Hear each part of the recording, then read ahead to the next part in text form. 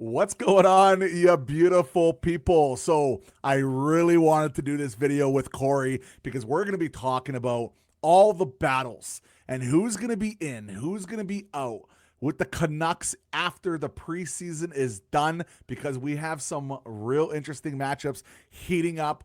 First of all, Corey, thank you for joining us once again. This is Vancouver Canucks News Summary on Twitter. What's up, buddy?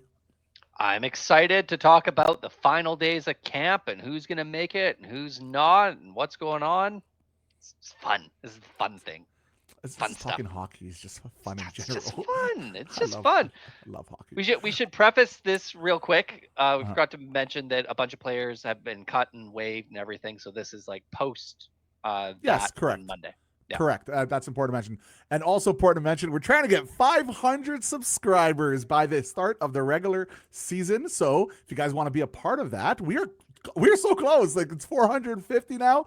Drop a like on this video, subscribe, man. Hang out with us. It's an unbelievably awesome community already, and it's just growing every single day. So let's rock and roll here. All right. Canucks news summaries with the recap. Who's that? All right, by my count, the Canucks have 32 players remaining at training camp, with 3 of them slated to begin on the season on IR for a total of 29 healthy skaters, 17 forwards, 9 defensemen, and 3 goaltenders. That leaves what, about 6 spots there, Corey? Yeah, that leaves 6 more For the scratches. cuts? Yeah, cuts. Yeah. So get into it. You can start this bad boy off. Like, what do you think? So to me, there are 4 easy cuts that can be made. 2 guys that are waiver exempt. So you want to move to the waiver exempt. Yeah, sure. Yeah. So there's waiver exempt, waiver eligible. So the waiver exempt is sent down to the AHL. Don't need waivers, no problem. Waiver eligible, need waivers to go through. Mhm. So from there you have Tolopilo and Sasson. Those guys are easy. Sasson's been relegated to like out, not even main practice duty anymore. He's been pushed back after Mhm. the practice on Tuesday. So that's an easy one. To Lopilo, they've just used him as a third goalie. They're not going to carry 3 goalies. So that's 2. And Mhm. then we have Kratsov and Oman. Same thing. They've not differentiated themselves. They're going to be put through waivers probably on the final day, probably Sunday. So also another thing, camp rosters have to be finalized by, I think it might be 2 p.m., might be 1 p.m. Mhm. on Monday. So Okay, next that's Monday. interesting. Interesting. So anyone who's going to go on waivers has to go on Sunday. Oh, okay. Okay. So that's the thing. So we're going to find out. It's going to be more clear Sunday over who's going to make it. But that's normally where you see like 40 players go on waivers, that huge amount. That's where you're going to put Oman and Kravtsov, because very rarely are people actually grabbed off that because they have to solidify it for the next day. So that leaves the battles here to from Baines, I guess technically Carlson, but Yep. I think he'll make this team. Aturatu, we have Mancini on the defense there, Lekaramaki up on the top 6 forward group. Willander, I guess DPD technically, but I think it would be insane if he doesn't make this team. Me personally, this is my opinion. And we have the guy where everybody is talking about him. He has surpassed expectations. There's a full-blown train to get him up here and play some NHL minutes. I am a part of the train. I let people know, but I'm on the back. Okay, I'm on the last cart. The I caboose. just jumped on, just jumped on the Coots, thing, because I originally I was like, okay, it's great, but he's 18, right? But now I'm like, dude, this guy deserves it. So me personally, I'm on the, you know what? Let's give him 9 games, and it's curious how he's going to be doing in the last few games here of the preseason. Whatever games Yeah. he does play, I think that's also going to matter. So I guess the teams are going to be better, like on paper. Like Calgary's playing pretty much their whole team in the next game, and who knows what the next game is going. The one after that, who's going to be playing where. So what? Like you look at this, like who do you think is going to make it? Like these are the So battles. if you have those 4 easy scratches or cuts, that means there's still 2 more, Mm. right? And I think Joseph is going to make the team as the 7th defenseman, who's really an 8th defenseman. He's there as the warm body in case of injury, and you don't have time to call someone up. That's going to be his role. He's going to play that. I think Carlson and Ratu, they've made the team. That's pretty obvious to, I think, almost everyone. And so that kind of leaves Bain, and I also agree. I think TPD is going to make the team. I Mm, think it'd be kind of crazy if it didn't make the team. But I can understand the logic. If they're looking at it and go, you know what, we think Mancini beat him, and so we're gonna send him down or scratch him or whatever because he's waiver exempt. It's not a big deal. And he has to be down. I think it's 10 days. I don't remember. They changed the rules this year. You actually have to go down, uh-huh. play in the AHL. I think that's this year. Might be next year. I'd have to look it up again. I haven't Hmm. memorized all Hmm. the rules yet. Yeah, I'm not sure. I think it might be next year, but I'm not 100% sure on that. Yeah, it might be next year. But either way, the whole it so something I really want to get into. Don't be. This is for you and the people.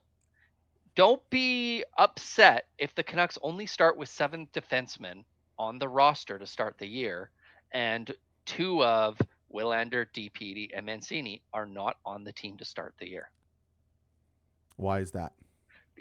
So that the AHL training camp is going, so whatever, they can go and do that. Abbotsford Canucks don't play until October, so Hmm. that's one thing. They're just going to be down there. They'll basically just be practicing. If the Canucks keep Coots and don't want to lose anyone on waivers, they can, or anyone else on waivers that we haven't talked about, they can do that by sending down both, say, Vilander and Mancini, Hmm. and those are your 2 cuts. And then you give Coots his 9 games, or even before. It doesn't have to be a full 9 games. It can be less than 9 games. You look at it and go, you know what? We're gonna we want to send you back sooner rather than later and get you going right away. Boom, Hmm. call another guy up. So like it's not the end of the world. Abbotsford's just down the street. These guys are waiver exempt. They can come back up instantly. It's not a big deal. And I think it's really interesting to mention. We're probably going to do a full video on this. Is that Jim Rutherford? He made it really clear that they are not done looking for Yes. center help. It could be a second or a third line center. We don't really know, but he made it as clear as it could be with that 100% Canucks podcast there. He mentioned it many times that there's still looking. And hey, who knows, man? Maybe maybe there's a trade that's going to come down in the Yep. next few days, and Aturatu goes down, and or he doesn't make the team, or maybe he's a part of a deal. Who knows? Because then we'll have a different center there. But Ratu has to. He's waiver eligible, so. That's another. It's like this is a huge part about all of this. Now, They're not personally, waiving him. They're not going to waive yeah, Ratu. no, I no, don't think. I understand that, but Yeah. I'm saying like he's either going to be a part of a package for a center, or he's going to make the team, and the Canucks are going to go out and try to find a center, and Sure. then what? And then what happens? Do you put him on the wing there in that scenario? Yeah. there's just a lot of little things that could happen here with Joseph. I would not be shocked if he goes on waivers. I personally, I know he was signed to be that guy, but it's just hard to not have Mancini and DPD make this roster right off the bat. And Willander, it's just the fact is he's waiver exempt. That's the biggest thing that's kind of working against him. And I would love to see him get just a stupid amount of minutes in Abbotsford. Personally, I think he's going to get a ton of minutes on the power play as well, work on his offensive game as well. But they did say, or Drance did say, that the Canucks at the beginning of training camp were expecting him on the team. So has he been up to that standard the first Yeah. little bit? No, but the last game, yes. Like last game, he was good. So I don't know. Like, what do you think? Well, I look at that like they're not going to play 2 rookie defensemen, and we're going to count DPD as a rookie on and maybe they will in some games depending on who, but they're not going to play 2 rookie defensemen in the same game, Well, right? okay. So in so far in preseason, they've had basically a veteran and a rookie. Like it's been kind of they've Yeah, been but they're kind not of going to do going with that that. once the But you next can have season DPD starts. on the. You can have yes, but you can have DPD on because the nice thing about DPD is he can play the left side and the right side, right? So Yeah. you can have him go with Horbert, for example. You can Uh-huh. have him be that could be your pairing, and then Mancini will have to sit that game. The question is Yes. development wise, Yeah. like, do we Why want to have Mancini be sitting, right? That's what I'm Um, saying. Yes, they're not going but to have both of them. So that's where PO Joseph's role come in as the guy who is sitting. He is that immediate injury replacement, especially when you're going on the road. Do you like, and that changes up. Like the NHL teams make this consideration. Here's the long road trip. The Canucks do have a pretty long road trip after their season opener, right? So how do you want to do this? Do you want to have Mancini with the team? But then if Mancini's with the team and Coots is with the team and Lekaramäki's with the team, and now you've waived Baines, who we know they really like, and maybe that's not a big deal at all. Maybe it doesn't even matter, and it's all moot. But it's weighing the assets and what they want to do with it. And hey, heck, they might even make a big trade or just acquire another player. They've done that every training camp. They've done it right before training camp. How do you put this puzzle together after preseason or right before the regular season kind of starts, when there's certain guys you just feel like they deserve to be on this team? How about this? How do you go to Mancini, who's been so good, and go to him and be like, hey man, you've elevated your expectations. You were great for Abbotsford, and you came to the training camp. You were in shape. You played great. You're getting sent down. It's like, I would be pissed, man. I would be furious, personally. I mean, okay, but that happens every single year.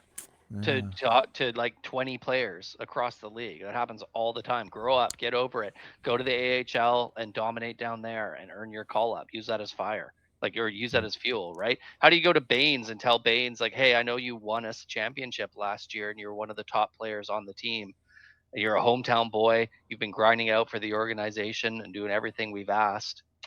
Sorry, we're gonna keep this guy who's been in the team or in the organization that for a few months, or we're going to keep anyone else, really. Like, it's the same conversation. You're going to have that conversation with someone, right? How do you say it's the exact same conversation with Coots if you're going to send him back to Seattle? You did everything asked for. You were fantastic. You're a great kid.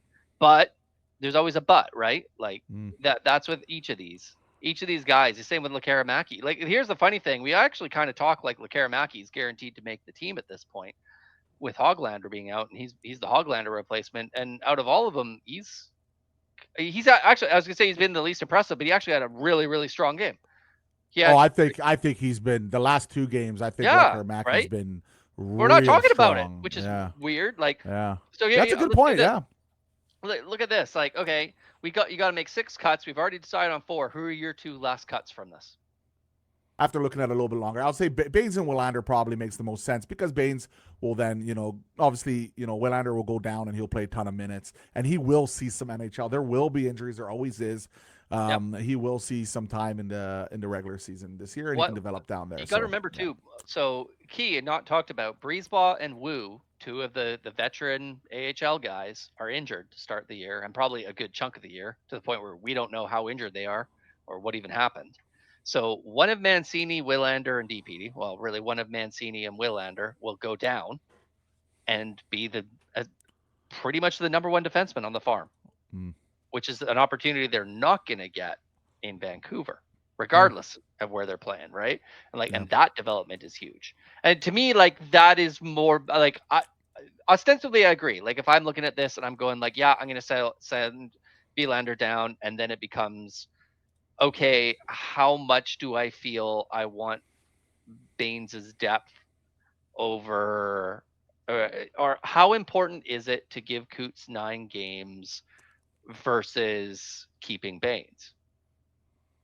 I think I personally, I think Baines would get through, and I think 9 games for Coots is not going to harm his development personally. I think it's it's just not getting about that. treat. I think just getting a treat, Baines just getting a treat and having that opportunity to play with the NHL. Yeah.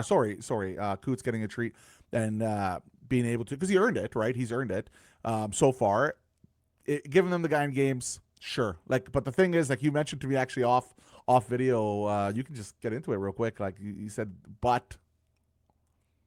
I don't remember. I forgot my conversation immediately. Well, yeah, you told me that with Coots there, like, if he's gonna be good enough, and he plays well, then you kind of feels like you have to keep him past the 9-game mark. Yeah.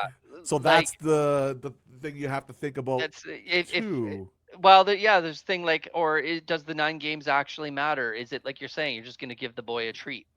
And teams do that. Like, obviously teams do that. Teams have done that all the time. The Flyers did that last year with Luchenko, but also the Flyers were garbage last year and not a serious team. So Mhm. it's these next few days. We're probably not going to know anything until Monday, and who knows? Yeah. Maybe a trade pops up and just Yeah. renders all this completely irrelevant, and they Yeah. end up sending Lekaramaki down like Yeah. crazy enough, right? hmm So cool. Yeah, it's going to be interesting to see. So thank you guys for watching. What do you guys think? Like, guys, like the people that watch this channel, this community, like who's getting sent down? Who's going to be cut? Who's making the team? Do we keep Nukuts for the 9 game? Like, let me know what you guys think. There's a big battle going on here. Yeah. What is going to happen with the What do Canucks? you want to see, and what do you think the Canucks are going to do? Because those are two different, very different things. That's right. Thank you guys for watching. Corey, thank you for joining me once again, and Thanks for having me. hope you guys have a lovely day. Bye-bye.